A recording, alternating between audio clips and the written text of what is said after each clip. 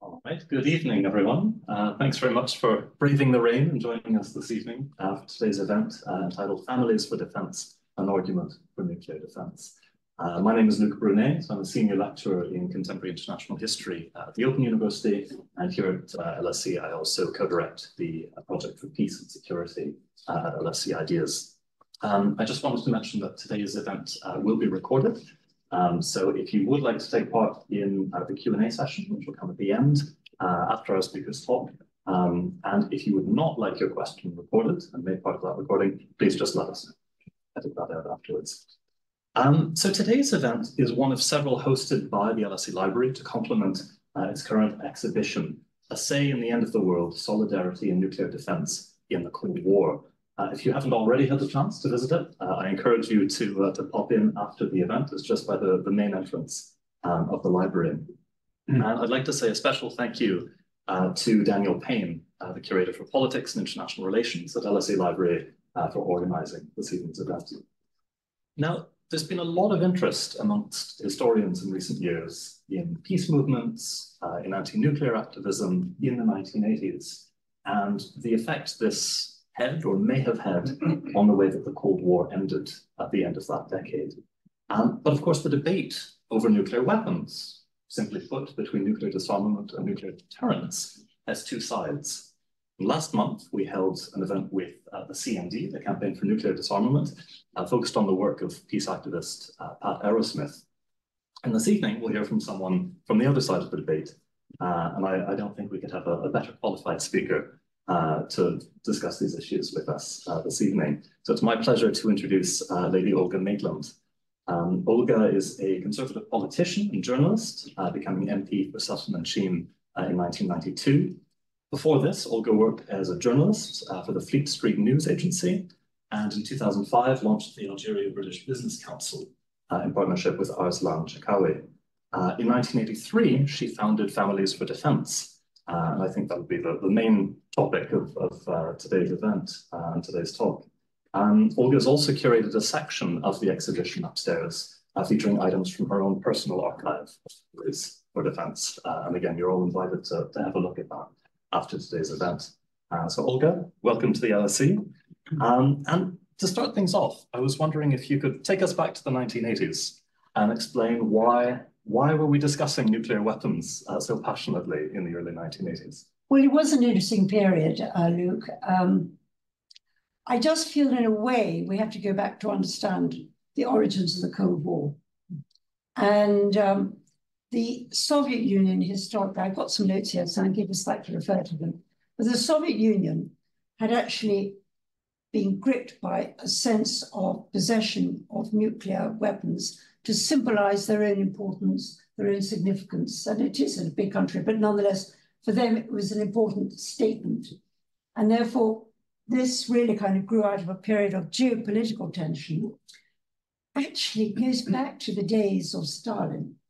And the problem was there was always a sense of competition between the confrontation between the communist world and the capitalist world. So if you put it in a simpler way, between Soviet Union and United States of America, two utterly different philosophies.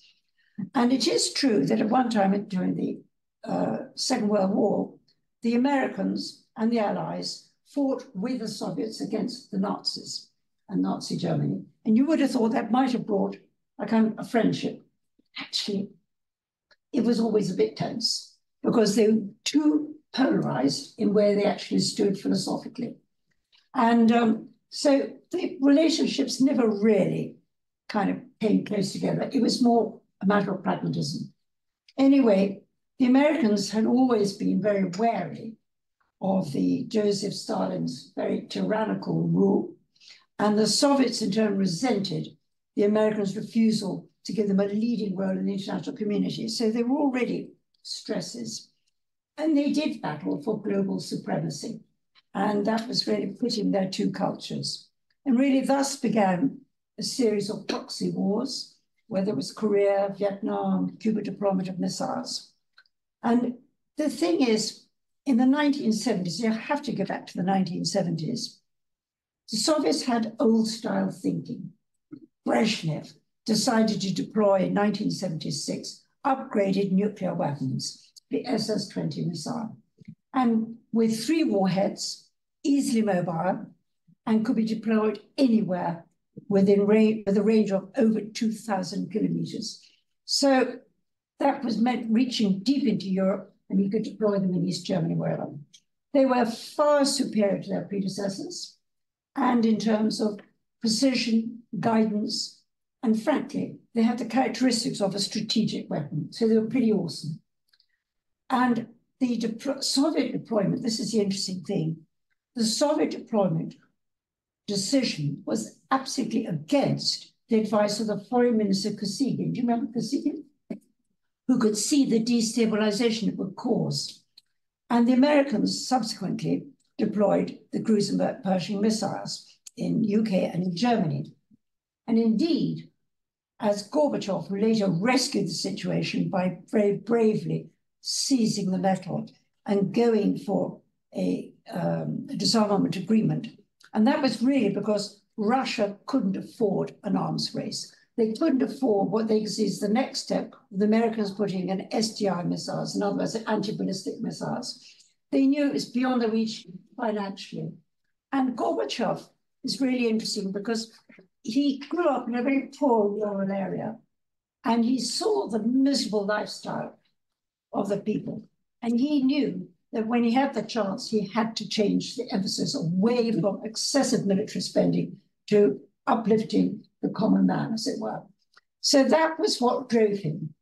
But what was quite interesting is he said the decision to, in his memoirs, which I've got here, and I have to tell you, if you don't read anything else tonight, read this. It's absolutely gripping. Gorbachev writes very tellingly of why he actually went in for the arms reduction scenario. It's a remarkable story. And in his memoirs, he says that he reflects that the decision to deploy SS-20 missiles in Eastern Europe had reflected the style of Soviet leadership at that time, this is in 1976, a decision-making fraught with grave consequences for the country. And he then added, I had arrived at the sad conclusion that this step, fateful both for our country and Europe and the rest of the world, had been taken without the necessary political and strategic analysis of the possible consequences. And he was right. And tellingly, Gorbachev then goes on, I would go as far as to characterize it as an unforgivable adventure embarked by the previous Soviet leadership under pressure from the military-industrial complex. They might have assumed that while we deployed our missiles, Western countermeasures would be impeded by the peace movements. If so, such a calculation was more than naive. And I feel in a way, it's very telling that, you know, I have a frustration. The peace movements try to claim credit for the arms reductions. They had no role whatsoever, as I will explain to you. But in a free world, people are allowed to express. So right now, you've got the demonstrations about Palestine and the Gaza. And I, you know, understand there are many causes underneath that. But, you know, we do have the right for freedom of expression. And it's something we really enshrine in our freedom. Now, our freedom is because we fought for it. We fought for it for World War II. And many people who came in from Eastern Europe and Russia, who, as refugees and dissidents, came because of lack of freedom. Freedom is something that is very precious, but until you've lost it, you never know how precious it is. And it's an important thing. So for all that, though, the Soviet decision makers were very happy for their propaganda wing, the Soviet Peace Committee, to embrace not only CND, but similar organizations, the churches, the trade unions, and so on throughout Europe. Now, this really began as an enormous, what I call propaganda war. And the impetus, they were absolutely single-minded about it. The Soviet Peace Committee sent out letters to CND, who accepted them, visited Moscow, And Joan Ruddock, who was the chairman of CND at that time, and her delegation, including Lord Hugh Jenkins, who was a very well-known activist, they were very warmly received. Later, the Soviet Peace Committee, Yuri Zhukov, sent a letter to them in 23rd of July 1982, saying, I would like to express my satisfaction with the expression of views on the pressing problems of peace and disarmament during the visit of the Campaign for Nuclear Disarmament delegation to the USSR. Now, he added, we think such visits to be of inestimable significance in our disturbed days because they serve the cause of strengthening confidence and better understanding between nations. From this point of view, we regard your visit to the USSR as timely and extremely useful. We would like to express our readiness for strengthening and further developing cooperation between the Soviet Peace Committee and the Campaign for Nuclear Disarmament. Your proposals in this regard would be met by us with due attention and benevolently. They then wrote again to Monsignor Bruce Kent, who I got to know quite well in my days, and he was the Secretary General of CND. And on the 6th of December 1983, he was invited to work with CND and the Soviet Union for the common struggle for a nuclear-free Europe. And indeed, the head of the Soviet Peace Committee, Yuri Zhukov, I mentioned, he traveled energetically all over Europe. And, you know, there were peace movements, protest movements, every country in Europe, even in America. And it was a very coordinated strategy. It was something they really depended upon to undermine what they felt would be the political will of governments to resist the Soviet presence. No stone was left unturned. The propaganda war and the manipulation of public attitudes had really started in earnest. And mass demonstrations, as I discussed, were all over. And what they were hoping to do is weaken, delay, divide Europe, and get Europe one-sidedly to withdraw its Persian cruise missiles. Now, that's a win-win, isn't it, from their point of view?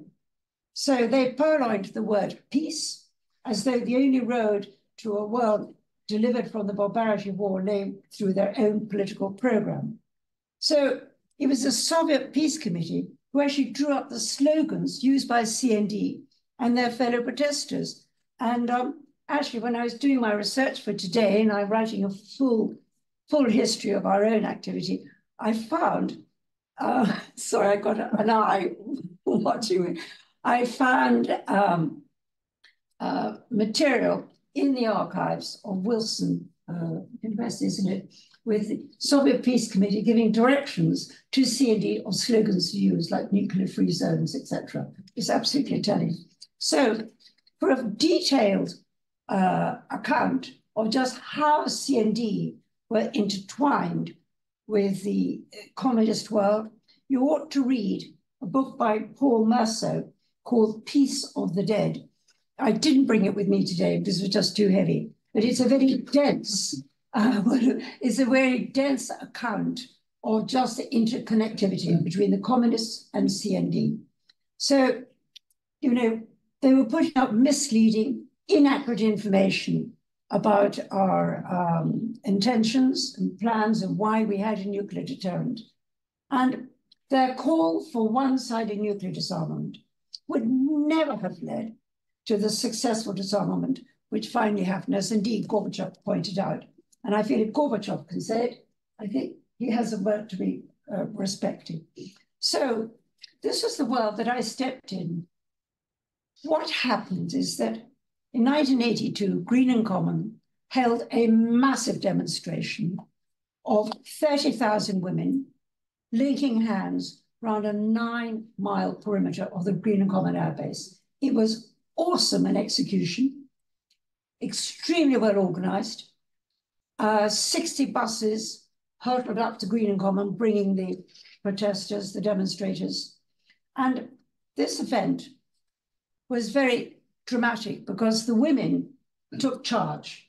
And that was a brilliant propaganda way to go about it, because women always seem to be defenseless. And, well, they're not really, but they were deemed to be fragile.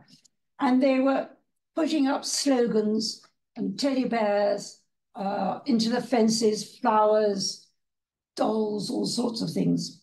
And what they were coming up with were slogans like, I want my child to grow up, not to be blown up. And the whole event was eerie to my eyes. So when I looked at the scale of this operation and I saw how well organized it was, thought came to me, you know, this doesn't happen through daffy, sort of emotionally driven women. It happens through something else. And so I decided that actually I would go down to Greenham Common myself to find out. It was the only thing to do. Now, at that time, I was a member of the Conservative Party Bow Group, and I said to them, I will write you an article about what I find, because although at the time, you forgot to mention, I was with the Sunday Express for nearly 20 years. Whilst I was a columnist for the Sunday Express newspaper, I knew that this is not what they wanted, and they would never accepted my article. Maybe I was wrong, I don't know. So I went down, freezing day in January 1983, and it was pouring with rain. It was vile. But it was very interesting. The camp had a hardcore of about 30 women, and they were all ages, all social backgrounds, professional women, not professional women. They came from all over the country. Actually, they're mostly educated. You know, you couldn't say they were idiots. They weren't. I might have said, but you know what it is? There's an irritating, my friend. You know what it is? Women sometimes get dismissed, and we shouldn't be. You agree? Yeah. Okay, fine. So what I felt is when I went there, I didn't go there to argue with them. I wanted to listen. And what I found is that the camp was very well organized, very disciplined. They organized the co-op lorries to come and deliver food. They had a bank account in nearby Newbury. And I thought, So I sat around the campfire with them. I said I was a journalist. And they were used to journalists. They had journalists from all over the world visiting them. So I was just one more. And they were very kind. And we sat around the fire. And I just wanted to try and get their perspective. Why were they at it? And again, there was the emotional story. And everybody knows that nuclear weapons are horrendous. So there must be more to it than that. And the whipped up emotionalism was something that really disturbed me because it wasn't fact. And we want to produce life. We don't want to kill it. Ordinary Russians don't want to go to war. Well, that's true enough, but that's not the ordinary Russians you're worried about. We're heading for nuclear war and cruise as a first strike missile and so on and so forth. So I thought, there's something I wasn't sure about all this. So I went home and I wrote an article describing what I saw. But it's no point just saying what you saw. You've got to come up with a solution. And I said, there's only one way. I just felt that this whole campaign needed to be challenged head on. And I felt it needed a grassroots response, not a government response. And the overwhelming sweep of the protest movements had left the government, the Conservative government at that time, absolutely stunned. They were like sort of rabbits caught in the headlights. They actually didn't know what to do. It was almost as if it got out of control. And whatever they tried to say in public statements and speeches were never accepted. And so what I felt is if we had a grassroots campaign, women with no government funding, this was absolutely critical because it was the only way to actually get a credibility. Because our whole aim was to try and make sure that our arguments could be taken right to the heart of the debate rather than lecturing from far away. So I said we should be involved with debates. We should take our counter demonstrations to them. which had actually faced them down because it was something people really didn't know how to deal with. So I had a lot of active help to put together a campaign. Well, of course, the Bow Group was usually helpful. The Centre for Policy Studies were helpful. All sorts of people. Dr. Julian Lewis, you might know, of the Coalition for Peace Through Security. And Julian Lewis has another big story in his own right, and you should get him to come in. He'd tell you a good story or two. Dr. Julian Lewis eventually went to the House of Commons. He became the chairman of the Defence Select Committee, the chairman of the Joint Intelligence Services Committee. But above all, he was a great strategist in helping me get my campaign off the ground. So there was a lot of people coming to my help. But the most important thing is that we had moral support, but we did not have financial support. Therefore, money controls. So the whole point is that if you're free from that tie of money, you're free to speak. And I think one thing no one ever suggested is I had government money to pay for ourselves. So through that help, I pulled together a group of women. And it had to be women first. We actually called ourselves Women for Defence. Pretty boring name, but at the time it served its purpose because to show that Women for Defence were perfectly capable of representing the silent majority in the country and opposing Greenham Common. And so we met together the first time at my parents' house in Ovington Square, just behind Knightsbridge. Can't tell you what that day was. It was extraordinary. A lot of very powerful women came in who I hardly knew, but they were brought in like Virginia Bottomley, Dame Angela Rumbold, Anne Widdecombe, Rosemary Brown, sadly no more, Angela Browning, now in the House of Lords. A whole group of really strong, capable women came to that meeting.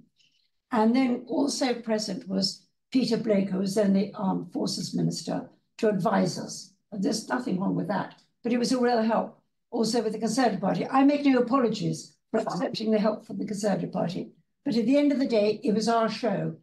It was entirely us. And so we launched ourselves on March the 27th, 1983. It was a terrible scramble from that first visit to Greenham in January to March 27th. I can't tell you what it was like, but we got it together and we went to the Westminster Cathedral Conference Centre. And that room was packed. It was the first time I'd faced a major press conference. There must have been over 100 press people from literally all over the world. It was a big story. And before it all started, somebody from the Centre for Policy Studies said, you know, your life's going to change. And I knew what I wanted to do, but it was hard to imagine exactly how it was going to change and really never looked backwards. But that launch took the media by a storm. Worse for CND, they were stunned. They'd never been challenged before. You know, they could swat government agencies. They couldn't swat us. And they were really thrown off their feet. And nobody had ever been able to challenge them before at the grassroots. And this is what we did. So we were for real. And fundraising began. Sorry to go back to money, but it really was such a critical part of our lives. So we launched a Pound for Peace appeal. And a pound for peace meant that everybody could send in £1 or £5 or £100. Now, mostly it was pounds for peace were coming in, but we did get the money coming in. And then I went out to see people, different businessmen asking for help as well, because you can't do this completely free. But anyway, that launch, just before Easter.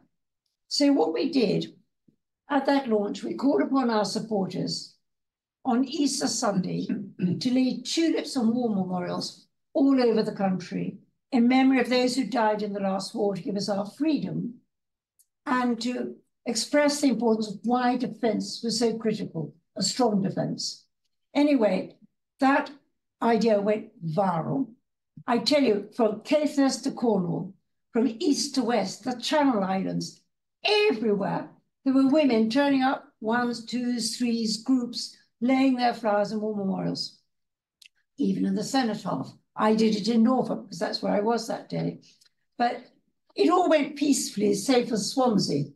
And in Swansea, poor old Swansea, there was a group of women from our side trying to lay their tulips, and they were intercepted by CND activists who tried to prevent them. So there's a big scuffle. It wasn't very elegant. The only problem was, from CND's point of view, it was covered by television. It did not look good. But it told you a lot about why they were so angry with us and why we felt so determined to press on for that silent majority. So that year, 1983, was intense beyond belief. Public debates for all of us. We chased around the country to universities, town halls, radio, television. And then in the middle of all that, we had to be doing things, not just debating. So we raised 13,000 signatures for a petition for a negotiated peace, which we tried to deliver to the then Soviet embassy. So you can imagine, this was, not surprisingly, refused. Yeah. And then a man came out and said, would you please remove this litter? Because we tried to deliver a huge box. Well, actually, the litter was sent by registered post to the Kremlin. So they got it in the end anyway. But the thing is, we had to show we were active. And then CND had their Peace Pentecost Festival at Upper Hayford. So we said, well, could we come and actually give them their due? They said, yes. So we hired a camper van. My husband was with me.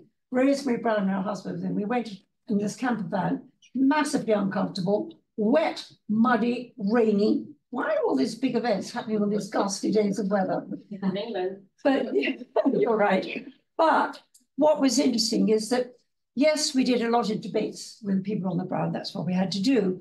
I did a debate with Bruce Kent on the radio. But at the same time, people came in from Upper Hayford saying, oh, we're delighted to see you there, and signed up to Women for Defence. And the subscription was £6 or £3 if you're a student. But anyway, but the real point was we were making our presence where we weren't wanted. We then heard that CND were planning a major demonstration in Trafalgar Square. So we picked them to the post, and I shot up into the Ministry of Environment at 6 in the morning to deliver a letter booking Trafalgar Square for ourselves. So having booked the square, we then had to work out, what are we going to do? Well, we couldn't mass the thousands that CND could do. What we could do, and which we did, was a vigil for peace with freedom. So 9 hours of people coming on the platform up between the two lions, and they were, we had candles, we had various, and they were given kind of 5 to 10 minute slots as to why peace for freedom was so critical. Because what I felt, the nuclear weapon issue actually clouded the whole reason, why do you need a proper defense? You know, it's as if the nuclear weapon was an animate person in its own right. But it's not. The nuclear weapon is inanimate, but controlled by human beings. They're the people you have to deal with. The weapon, awesome and terrible and frightening, and today's version, an upgraded nuclear weapon, is even more terrifying, even more destructive. But the power lies not in the weapon, but in the people who control it. So it's a strategy thing. So in that vigil, we had dissidents, we had people who had suffered terribly in Eastern Europe, who had been locked up for their views and one thing and another. And it really worked very well indeed. And I must say, in a sense, when I look back on that day, it was deeply moving, particularly as on the edge of the square, CND was snaking alongside up to Hyde Park. And there we were for freedom. What were they for? I don't know. But anyway, we then, other activities, we went to the American Embassy, we arranged with the ambassador to hand publicly a message of support to the American leader of the delegation on the INF negotiating team, for the medium range weapons, Paul Nitzer. And it was important because, again, the Americans never had any support. They weren't getting an appreciation. We need to keep them. So we do today. Well, I'm not sure we will. But it was important that we went to meet with Paul Mitzer. We led a delegation to Greenham Common when they had their next demonstration in December. This time, we were 12 of us. Whole idea was not to be a counter demonstration, but to be a statement. And I arranged with the base commander that we would deliver a message of support to the Americans, appreciation for them giving us the means to be able to basically have a deterrent against Russian incursions. Well, you can imagine what happened when we arrived at Greenham Common.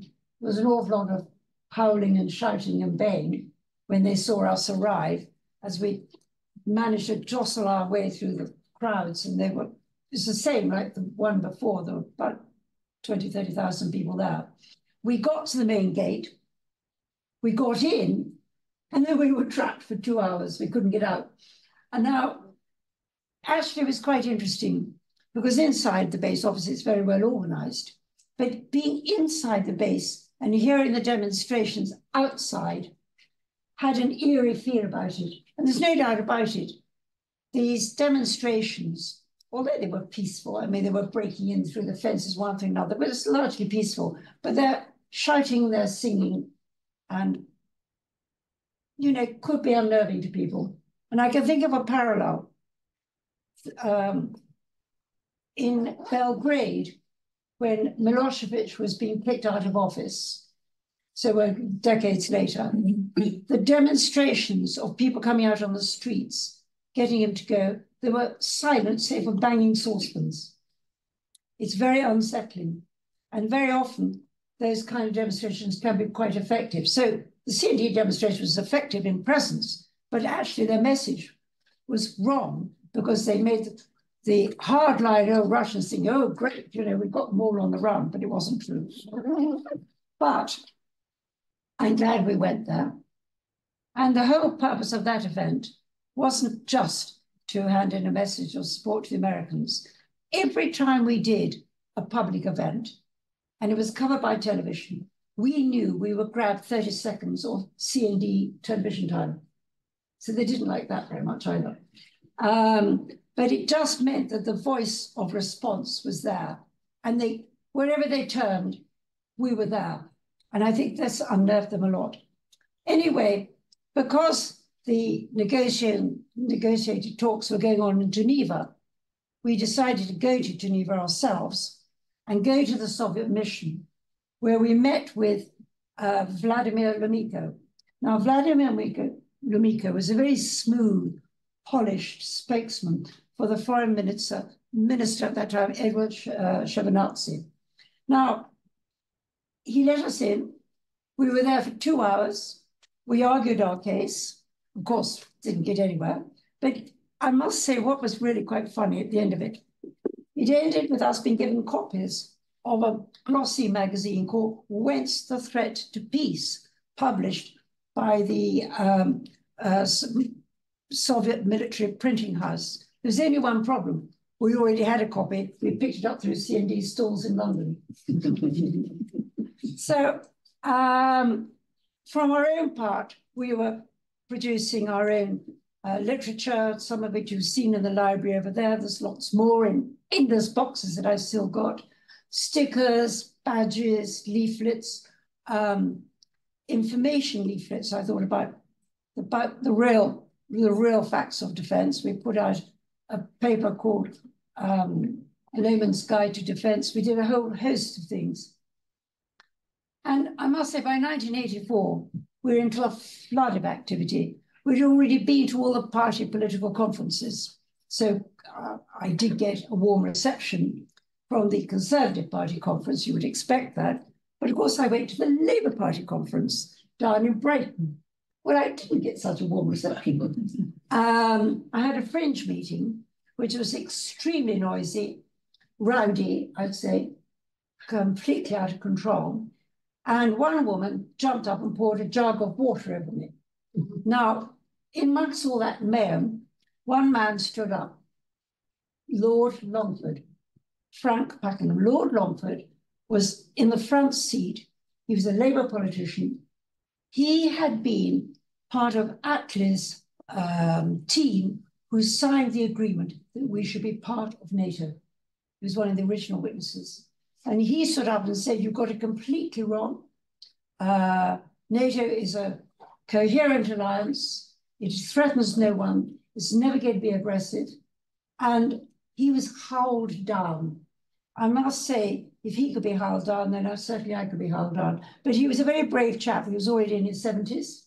But he was never fearful, always courageous, and he was a great support to me. So, you know, you do get support from unusual quarters. And the thing is, from our point of view, whilst largely our support came from conservative-minded people, but not exclusively, the Labour Party had many old-fashioned patriotic people there who cared passionately about their country, who fought for the country during World War II, had no qualms about it. And I think sometimes it's a pity to try and just say Labour Party are all unilateralists. They're not. And there were some who were, but a lot of them were not. So, but we had to deal with a lot of different issues. Obviously, we had to tackle the nuclear-free zones issues set up by local governments using taxpayers, ratepayers' money to pay for their literature and their campaigns, which I totally objected to, so we challenged them. We set up committees dealing with political indoctrination in schools. Peace studies came on the agenda, which was a very imbalanced and imperfect description of what peace really meant. It always put America into a negative position and Russia into a more sympathetic one. We challenged the church. Now, there were many eminent churchmen who were drawn into the nuclear debate. And, you know, many of them were sort of very genuine pacifists, but they got very muddled thinking. And the Bishop of Salisbury chaired a report for the Board of Social Responsibility. And the report was called The Church on the Bomb. And of course, it was supporting the one-sided nuclear disarmament argument. Well, a fierce debate ensued in the General Synod. And in 1983, it was voted down as actually the members favoured deterrence. So you can't always say that all clergy are pacifists or unilateralists. But the debate did rage. I did a debate at the Cambridge Union against Canon Paul Ostreicher, who was a major pacifist figure then. In those days, he ended up being a bishop down in New Zealand. And I found debating him perhaps as one of the toughest I've done, because actually he really passionately believed in a form of peace. He came originally from East Germany. So he had a cause, but his thinking on unilateralism was confused in my view, but he was a tough debater. Anyway, we finally made our point with the churches when we went to Rome. So through the apostolic delegate in London, Cardinal Bruno Heim, we made an appointment to meet the Pope John Paul II at one of his Wednesday afternoon audiences in the Vatican. Now, this took quite some time to fix, but I'm glad we got it because the Pope was a Pole. He grew up in a very oppressed situation. He knew exactly what communism had meant to Poland. And, you know, there's no doubt about it, he was very, very supportive, and we really appreciated that. Then, in fact, I'm trying to cut a long story short, but I then went to Moscow. And I went to Moscow, curiously enough, the idea came from a Russian spy in London, Yuri Sagaidik. Now, Yuri Sagaidik I've met at a Labour Party conference. It's one of those bizarre stories. And he approached me saying, I'm writing for the, I wish I could pronounce it properly, the junior version of the Pravda, Young Pravda. And I'm here as a simple journalist like you are. Anyway, he used to ask me an awful lot of questions, particularly about the layout of number 10 Downing Street. And I I said, you know what? You can look up any book in the library, you'll find the layout of the thing. But he was desperately keen to know who was who, what their attitudes were, one thing and another. But he was very engaging and spoke immaculate English and had an enormous understanding of English literature and even corrected me about Shakespeare. So we did become friends. But actually, he was kicked out by Margaret Thatcher as a spy.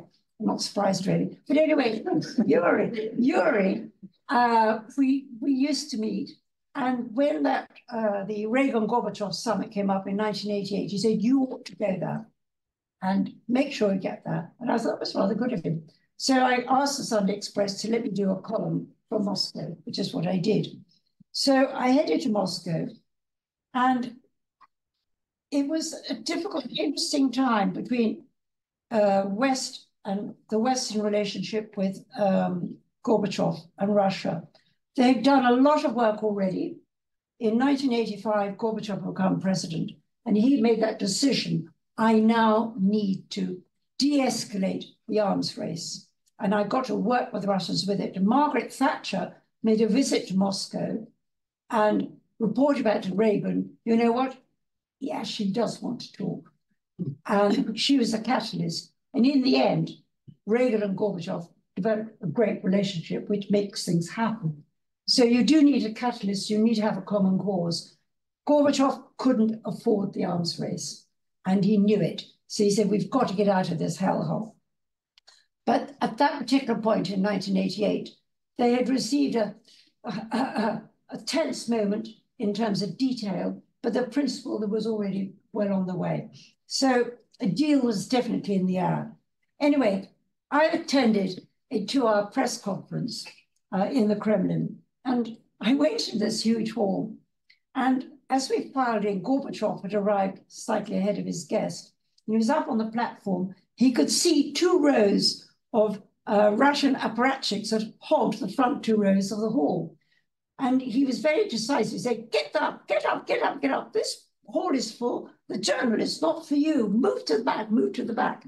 He was that kind of person. He had, I mean, enormous presence. And years later, when I met him, when he visited London, by that time he was no longer president, you could feel it. He was exceptional. But anyway, that was a difficult time for him, but no doubt about it, the relationship was critical in making a deal happen. Anyway, I made a point at that time of not staying in the hotel designated for journalists. Through contacts, I stayed with dissidents in rather miserable flats on the outskirts of Moscow. And each night I went to a different address, and they would give me an address written on a piece of paper in Russia.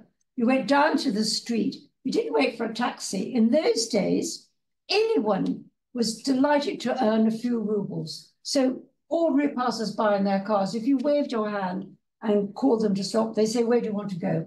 And you just give them some rubles and they take you. A bit unbelievable today. So I give whoever came to my aid, give them my piece of paper. They'd take me to the address, and off I went to another strange household. But that way, I was able to be on the move and couldn't be followed. But the interesting thing was that, yes, I had to keep a low profile. And many of those dissidents who I was staying with, I'm glad to say, finally made it to America. So it was a good story came out of it. The one meeting was really important during that week. I called in to see the then head of the Soviet Peace Committee, a man called Genrik Borovic. And the Foreign Office in London said, be very careful, he's poisonous. Anyway, I thought, all right, but I needed to tackle him because he was basically, his organization were behind the whole push on these peace movements. So I turned up at this huge 19th century building, and I had no trouble in getting in. In fact, all I had to do was give my name. And I was ushered up a huge marble staircase into a vast room, kind of almost like a hall, really, marble floor, wood paneled walls. And at the end was a big desk. And behind it was your Genrik Borovic with a very precious cup of black coffee, which was like gold dust at the time. So he said, ha, so we meet at last. I mean, he knew all about me. And he was completely unabashed about his relationship with C&D. He was proud of what he'd done. He'd done a good job. Well, sort of. But he was, what was very interesting, we talked, we disagreed. He said, well, why don't you just come out to Moscow like all the other C&D people? They come and they meet, they go to Gorky Park, they have a nice time, we all make friends. I said, but they've got it all completely wrong, you know it. Now, we reached a point in our conversation when obviously we weren't getting very far. And he leaned back in his chair and he said, I'm writing a book about Kim Philby, who was the British MI6 spy who was utterly treacherous for about 20 years. And because of him, many, many agents died. And in the end, Kim Philby was filched out and into Moscow, and that's where he was been living.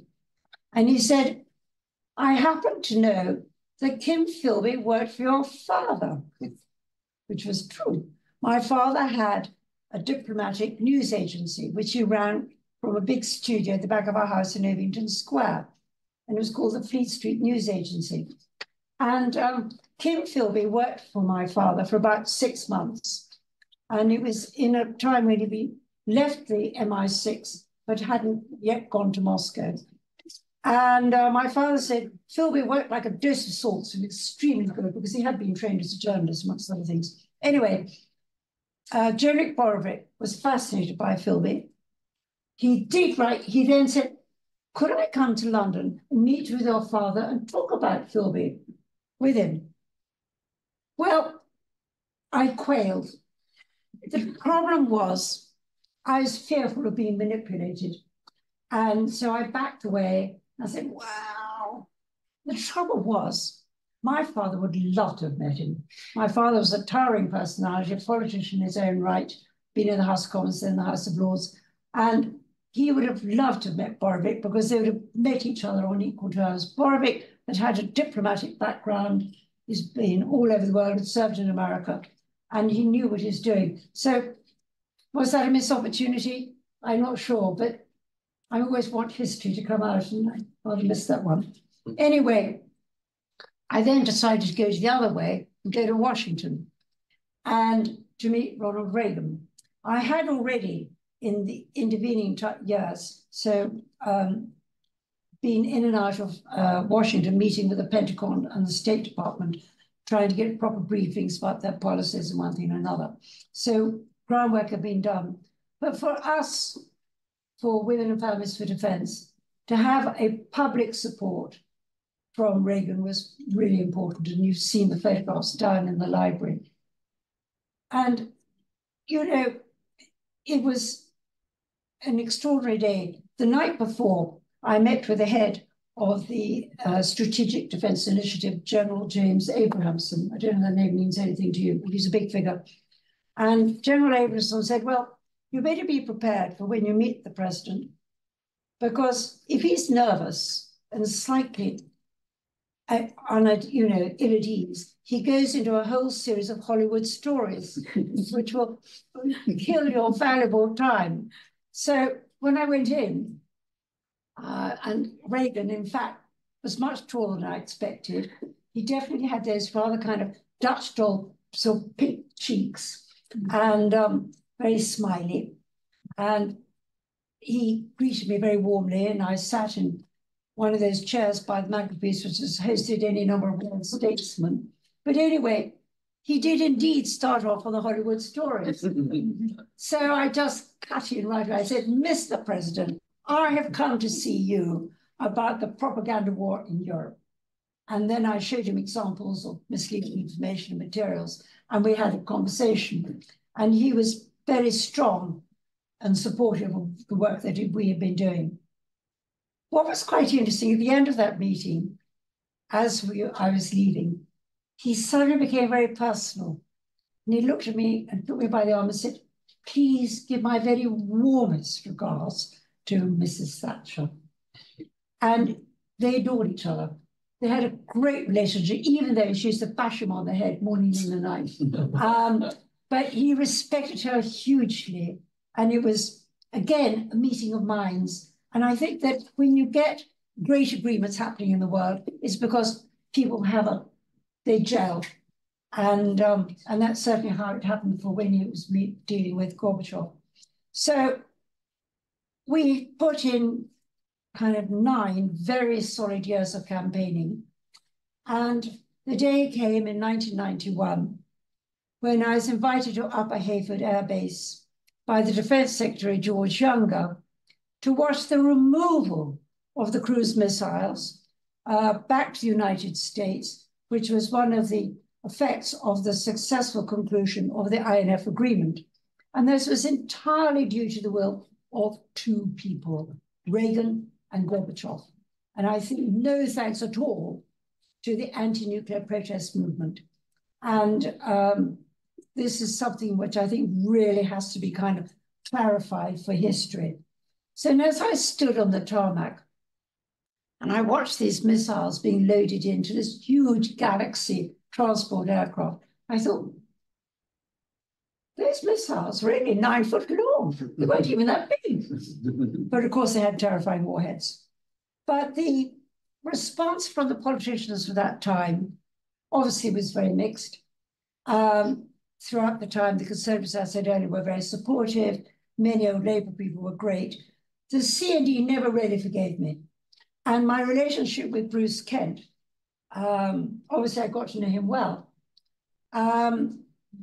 I rather liked him, but in my mind, he was utterly deluded.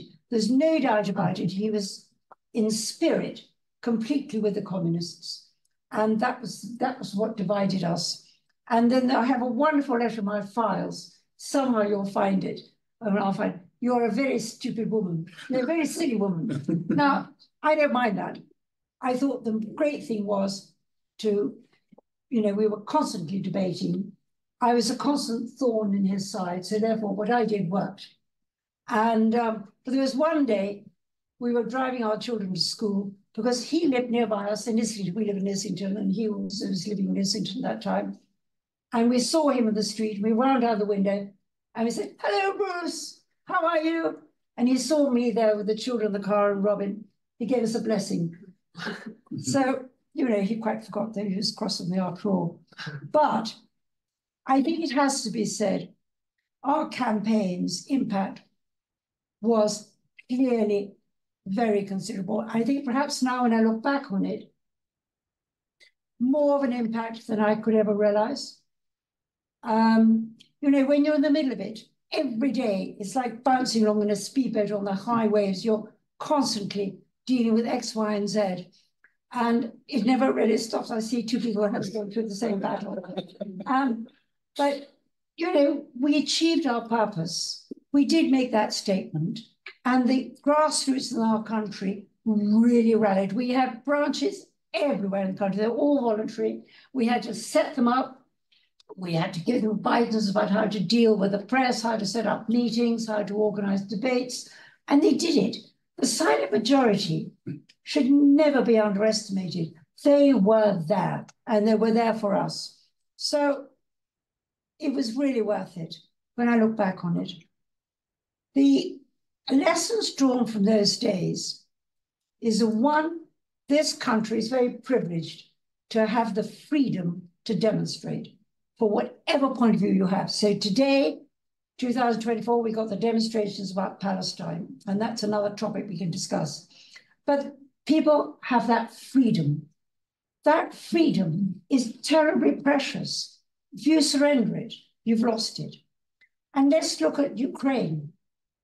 Ukraine, when they negotiated their independence, breaking away from Russia, gave up their nuclear weapons as part of the deal.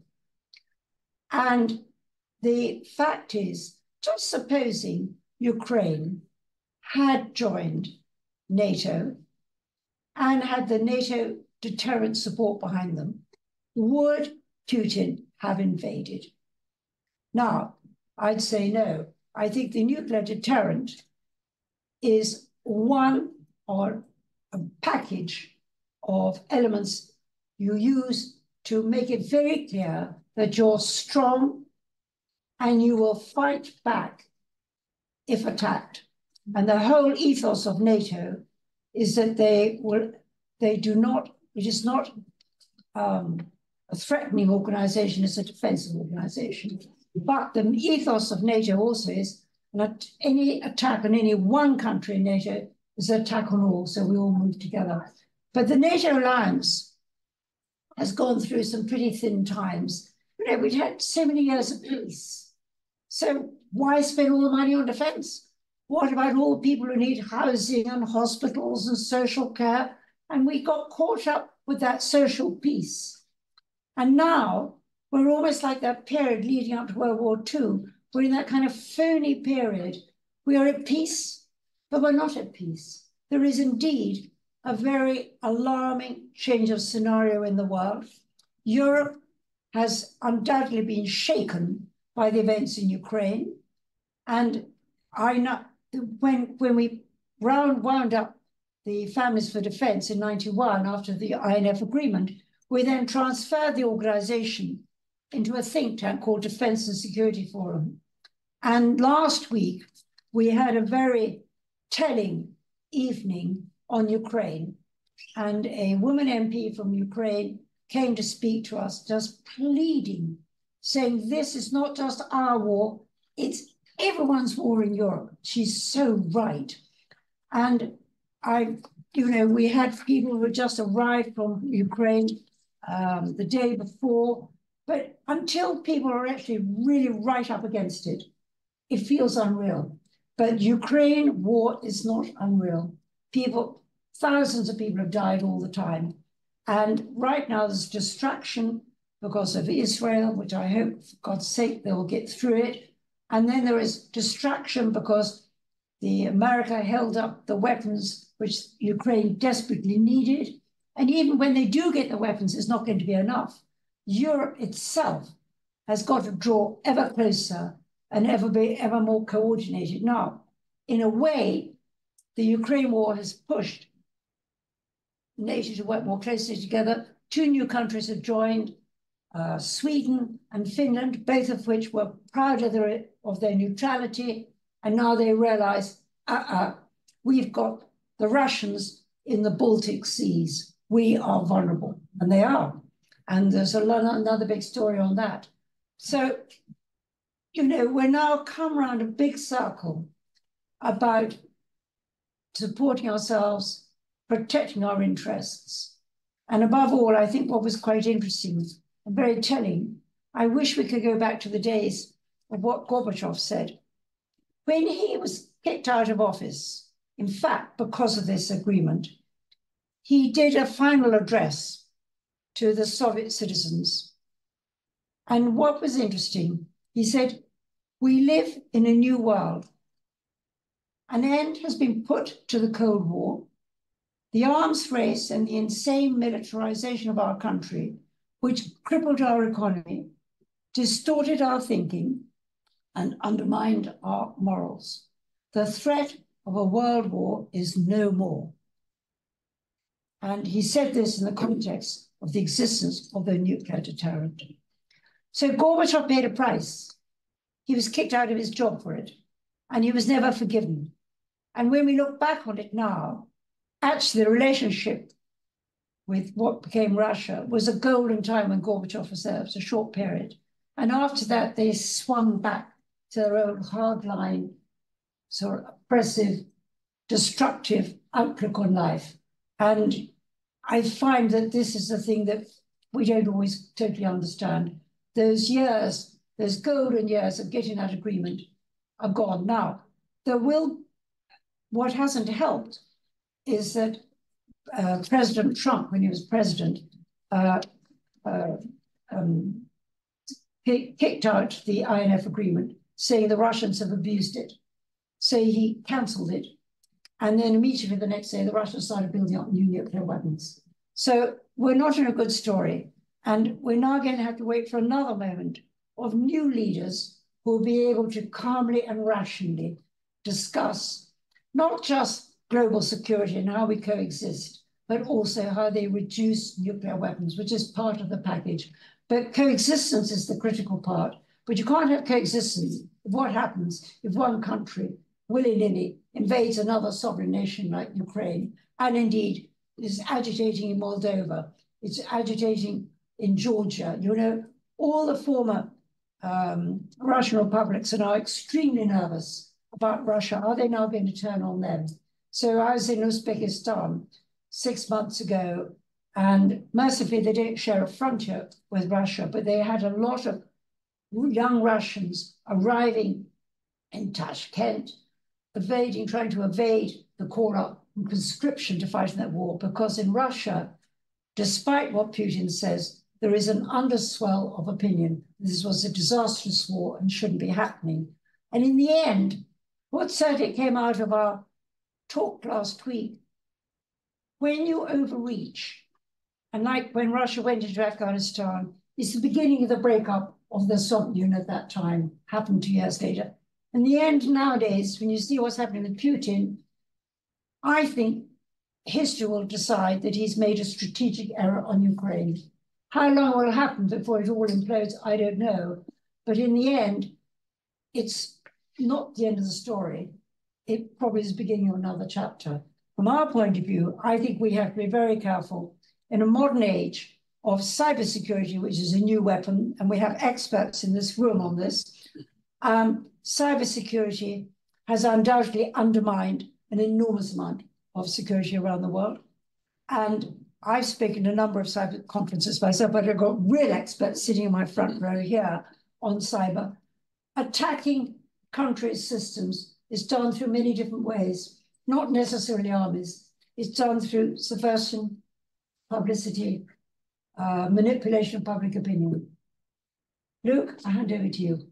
All right. Well,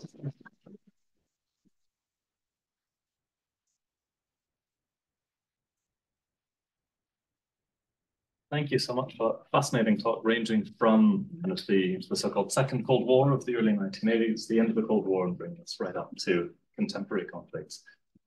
So the floor is open for questions. I think we have about 25 minutes. I think maybe as people collect their thoughts, I'll abuse my role as chair and ask the first question. I was wondering if you could tell us a little bit about any sort of further international links or collaboration that you had. So were there any comparable organizations to Families for Defense in any other countries? I mean, the INF were deployed in 5 countries in Western Europe. Were there any similar organizations that set up there? No. Or were there similar organizations in the US? We were the only one of our type. But what we found that we traveled to France, we traveled to Germany, we traveled to a lot of different countries and met sympathetic political parties or women's groups who were supportive, but none of them were doing what we were doing. And when we went to America, it was the same. There was no comparable body really, but we did travel a lot to talk to other groups. But it was organized, it might be a think tank, it might be a university, it might be all sorts of things. But we encourage people to set up their own cells for groups, but actually you have to be really in the country to do it. But we had the Deputy Mayor of Paris, who was hugely supportive of a woman called Monique Garnier-Lançon.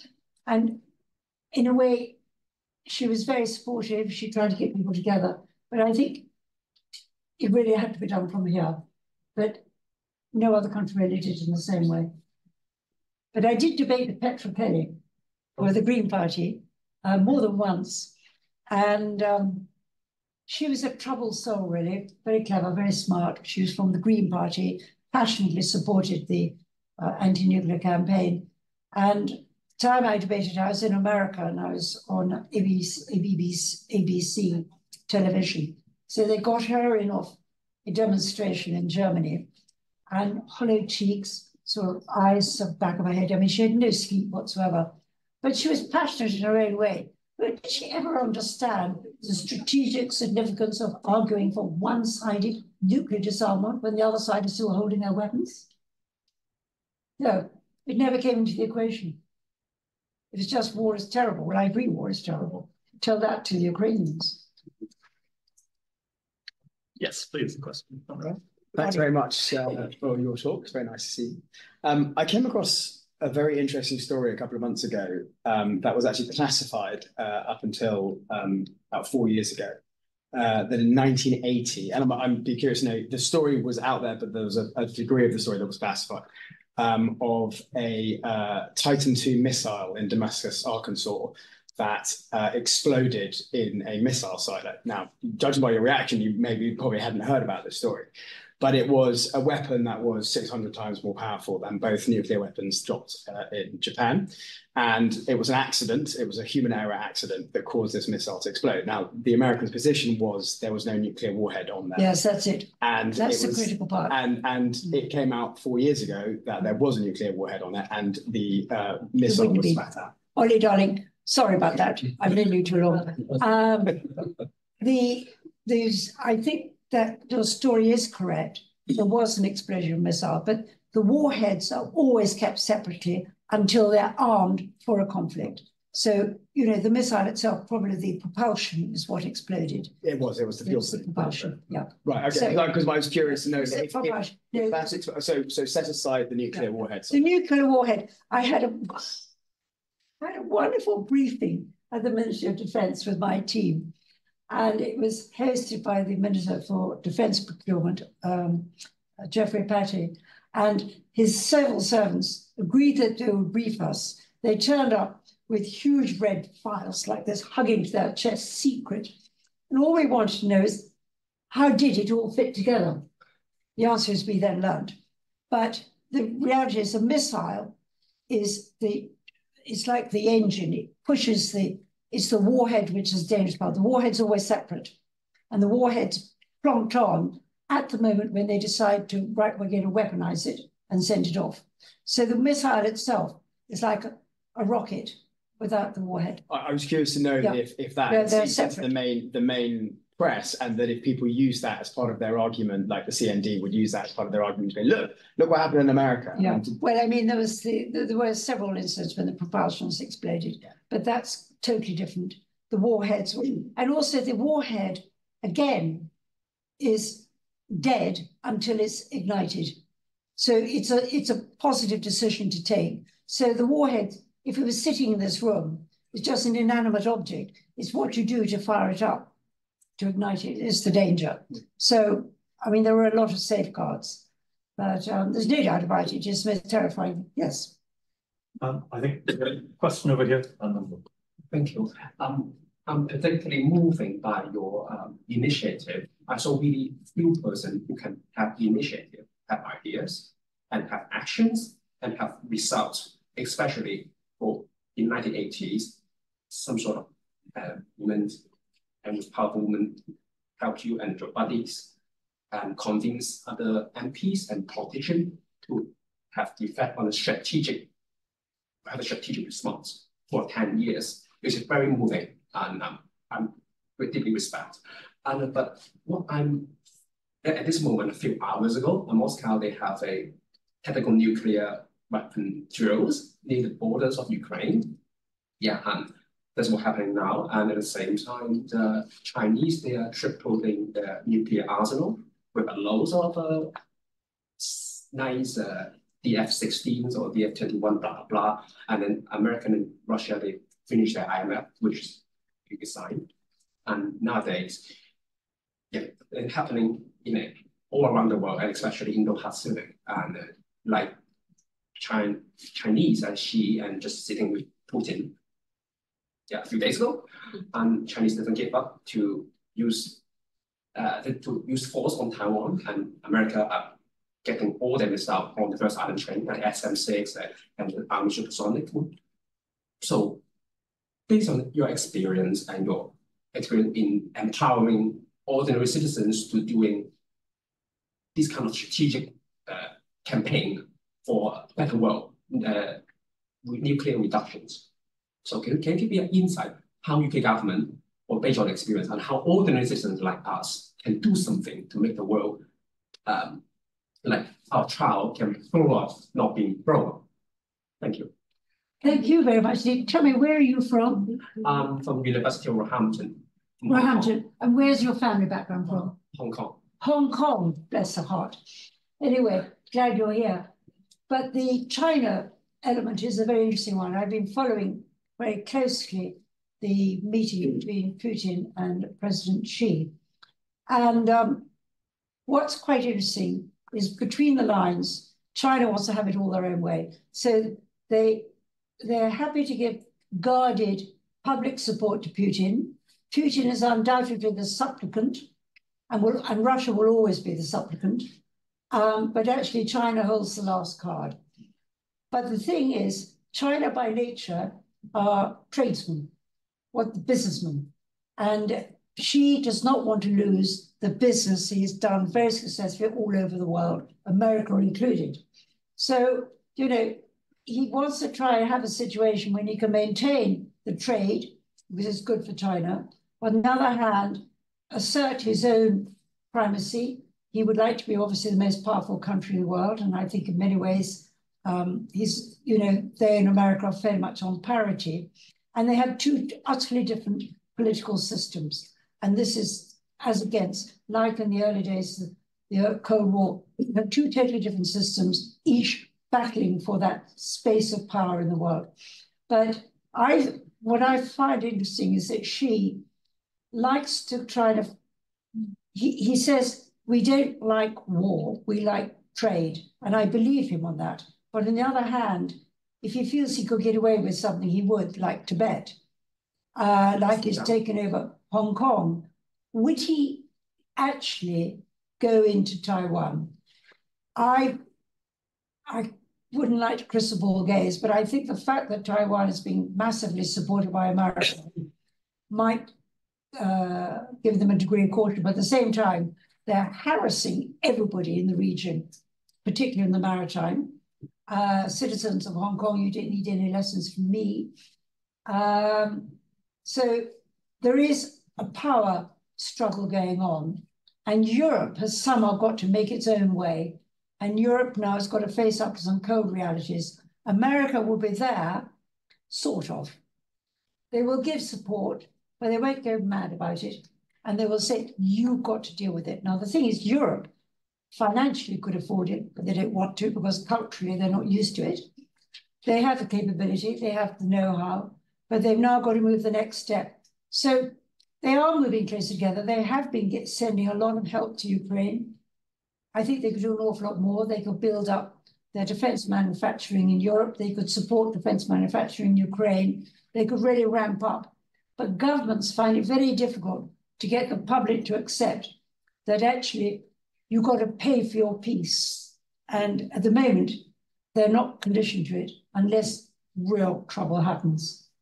Can I follow up that question? Please. I know you hate talking about this and you want to go to the macro politics, but why you?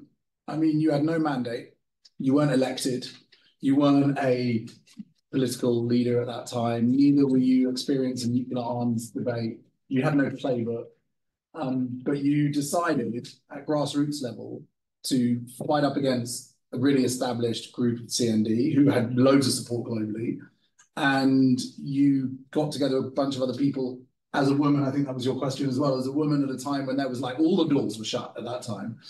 And so what can you help this generation learn about what motivated you? Why did you believe you could do it?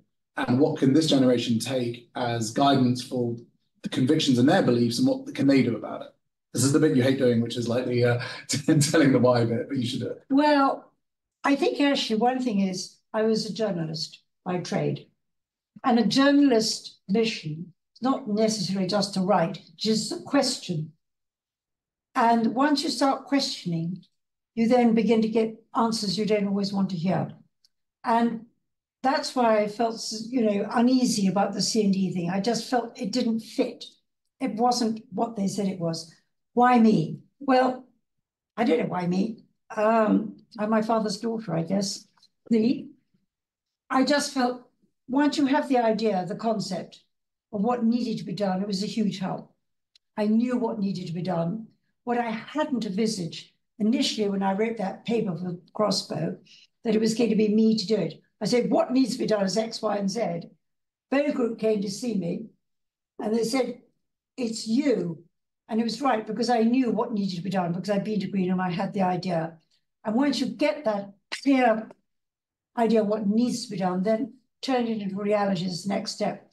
For women, of course, in those days, in 1983, on the Sunday Express newspaper, where I was a columnist, there were only women made up only 10% of all the journalists. We were in a minority. When I worked with the Fleet Street News Agency before then, I was the only woman there amongst 20 men. You know, I was breaking into territory now, which thankfully is not the problem for today. The women, I'm glad to say, are really taking a big role in modern life, and bravo to it. And today, nothing gives me greater pleasure to find that I'm working in the different spheres I deal with loads of really wonderful, smart women. Thank God they're there. But it's nothing to do with angry feminism. I'm not an angry feminist. I'm not going to burn my brow or anything like that. I just believe that when there is talent and capability, let it do it. And throughout history, actually, after the Battle of Agincourt in the 14th century, the men were all, French men were all killed. Their wives took over running the family businesses, the estates. Then when their sons became 21, they took over from mum. In World War I, the women took over running the businesses and the factories whilst the men went off to war. It happened in World War II. But after each event, women then were pushed back to home. Today, I'm glad to say, for instance, in Ukraine, 60,000 women are fighting in the front line. They are amazing. And in today, for instance, women make amazing engineers, all sorts of mathematicians. They're doing all sorts of wonderful work. And thank God we're now accessing great intellectual ability, which we didn't before. And now they all feel they've got a right to do it. I think it's wonderful, absolutely wonderful. And I'll give you an example. For instance, I'm chairman of the Algeria British Business Council. And we have an office in Algiers run by a wonderful example of a young woman, very capable. She'll take on the enemy and she'll shoot him through the eyes. Brilliant. And, you know, and she's very much a woman. She's not an angry feminist. She doesn't, you know, she just wants to get on and do what comes naturally. This is what I love about women today. They are really, and we have some wonderful examples here. Mm-hmm. I can see somebody at the back who's a great, and another one. Mm-hmm. Yes, Mark.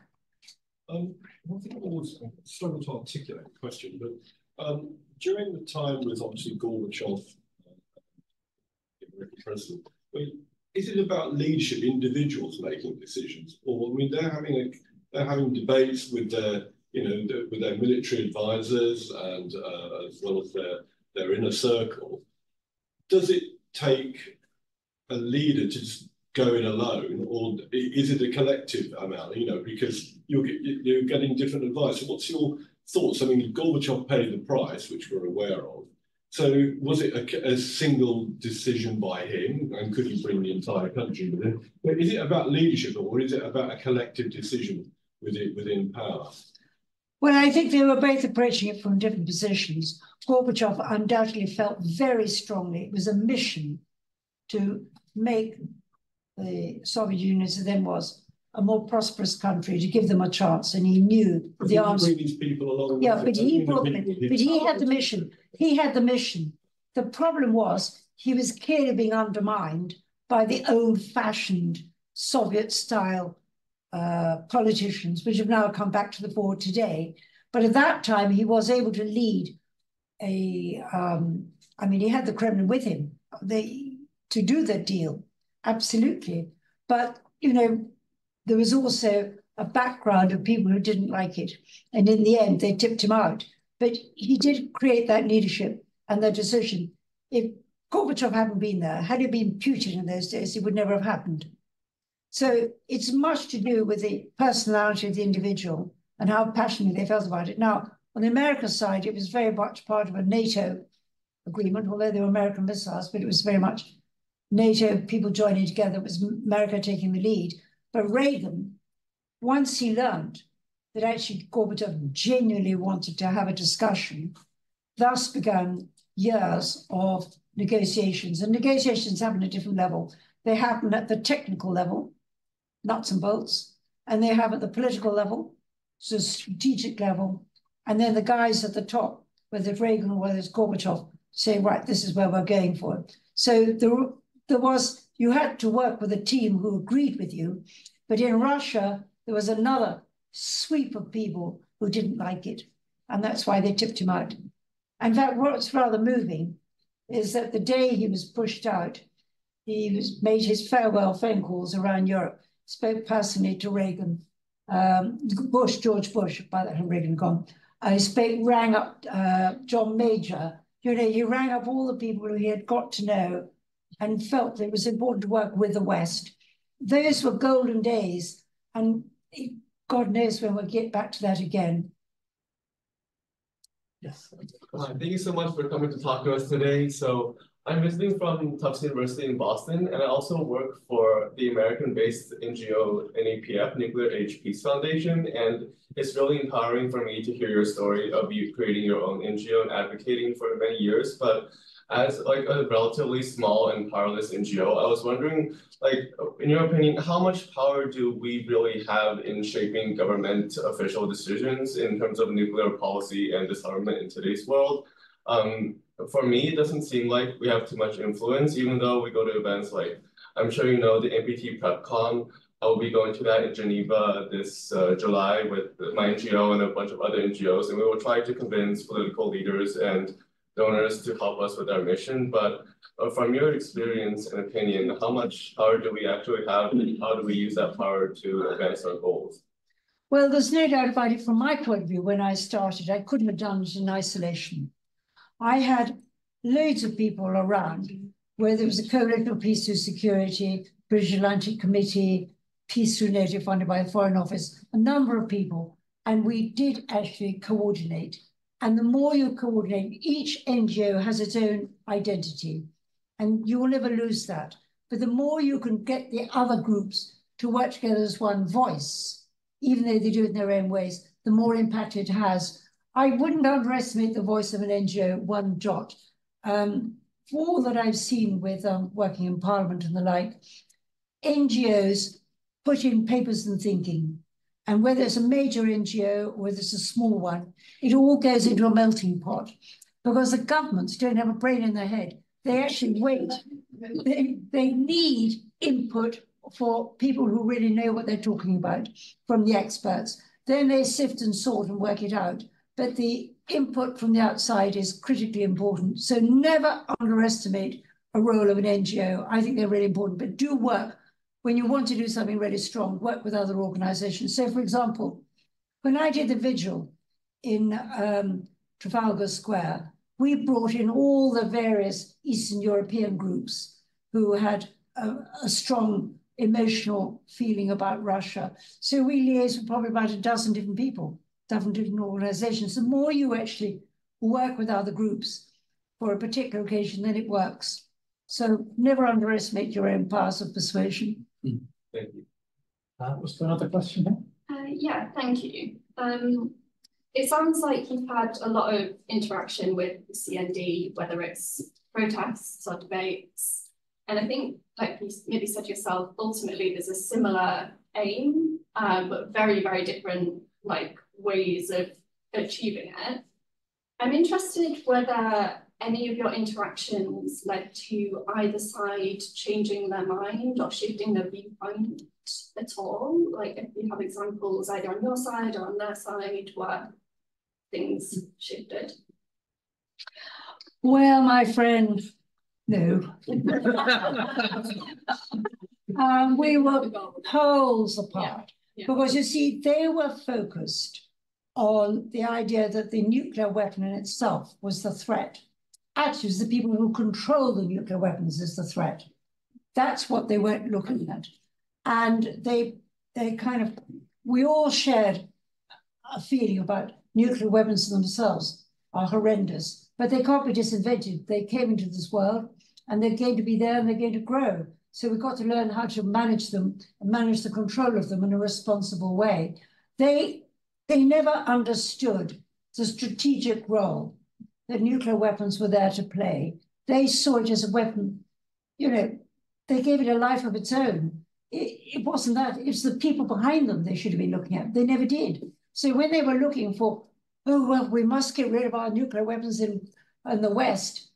Well, what incentive would that be to an aggressor, potential aggressor, as he built up his SS18s and then the SS20s? No incentive whatsoever. They missed the point, and that's being polite. Time for one last question. Oh, well, I have two. Oh, well. Go ahead, go ahead. One was like, I mean, you make very interesting points. But don't you think, for instance, these days, I mean, obviously, nuclear weapons are in the hands of certain people, but that in nuclear weapons, instead of allowing a sort of peace, that allows people to actually, what allows Russia to do what it's doing in Ukraine, perhaps what allows Israel to do what it's doing in Gaza, is because they have nuclear weapons. And that instead of wanting to, okay, we have talking with reasonable people and you're not going to bomb us because we're not going to bomb you, then you have people who say, well, actually, I might actually use it. So let me do my war and let me kill these people. So doesn't that contradict this idea of this balance? I think that, for instance, if you look at the Israel saga, yes, it's true, Israel have their own nuclear weapons, but they were way, way away from that.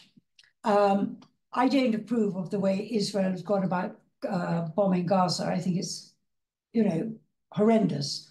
And but on the other hand, I totally accept every country has a right to defend their own frontiers and their own countries. And that Hamas attack was unacceptable by any stretch of the imagination. How you go about dealing with them and how they dealt with the Gaza is another big story. And I frankly feel very strongly for the Palestinians that they have been suffering on behalf of Hamas.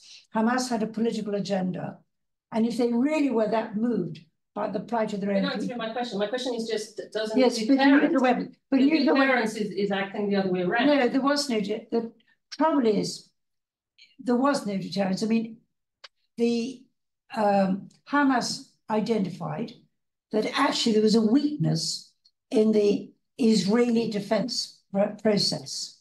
And they could see that they could actually, with careful observation, they could on foot, that's what they were doing. They came in on foot over the border into Israel. It was a brutal attack, but there was no, it was an aggressive attack, but it was a terrorist attack, which is very different from a nation to nation. I'm sorry. So nuclear weapons did come into it. No, I don't mean in the attack of Hamas. I mean with the fact that Israel is not being stopped because it has a nuclear weapon. That's my point. In the same way that Russia is not being stopped in Ukraine, because it has a nuclear weapon. That was my angle, not the Hamas attack. Well, let's look at Russia. It's a more straightforward story. Countries can have a nuclear weapon, but it doesn't mean that it stops them going and doing aggression in other ways. So Russia has been very aggressive on Ukraine. It was completely unprovoked. And but there was, occasionally in the last few months, Putin has rattled the cage saying, if you're not careful in Europe, we're going to use theater nuclear weapons. I don't think he will for a million years, but he likes to rattle it. Truth is that has been a conventional war in the sense, but topped up by cyber, I may say, but it's been a conventional war. The war in Gaza has been a conventional war. There's no issue about nuclear weapons, and there never was. Nuclear weapons are more of the big strategic picture. And, the irony is, or the fact is, so far since Hiroshima, a nuclear weapon has not been let off in anger. The only nuclear event that we can think of real horror was Chernobyl, and that was a terrible accident. And just think what that caused. And that was minimal compared to what a nuclear explosion would be. But by and large, the world knows very well, and China does, Russia does, America does, we all know that a nuclear weapon can never be allowed to explode in anger, at least God forbid. So that has been a deterrent on all sides. But there is a big issue. How do you handle the existence of something so awesome and so powerful? There has to be, in the end, a meeting of minds. All right, I'm afraid we'll need to leave it at that. I know there's some other questions that I think we could continue talking about the rest of the evening. which I think is a sign of just how fascinating and rich your talk was today. So let's thank one more time our speaker, Lady Olga.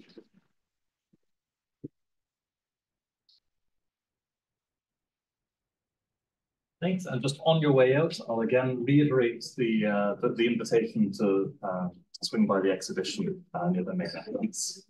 Thank you all. Did your copy of Gorbachev's memoirs? They're absolutely gripping.